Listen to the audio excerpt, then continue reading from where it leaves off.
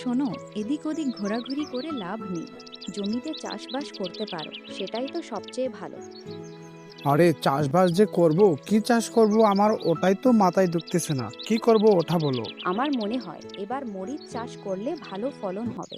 তুমি কি বলো? আচ্ছা ঠিক আছে, তুমি যাই বলো তাই আমি চাষ করব জমিতে। হ্যাঁ, আর এত দেরি না করে বীজ বোনার মৌসুম চলে যাচ্ছে। তাড়াতাড়ি করে বীজ রোপণ করো। আরে বাবা যাচ্ছি, আমি যাচ্ছি, এত তাড়াহুড়ো করতে নেই, আমি এখনই যাচ্ছি।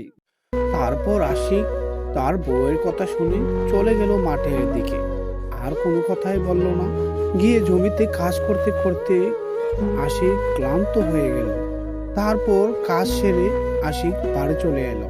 তারপর তার বউ বলল, তুমি কি বেশি ক্লান্ত হয়ে গেছো? কি করবা বলো, ওভাবে সংসার আমাদের। একটু কষ্ট তো করতে হবেই। আরে তুমি চাইলে তোমার সাথে আমিও সহায়তা করতে পারি। কি বললে তুমি এটা? আমি থাকতে আবার তুমি জমিতে গিয়ে কাজ করবে? তা হবে না। আমি যতটুকু পারি ততটুকুই চলবে।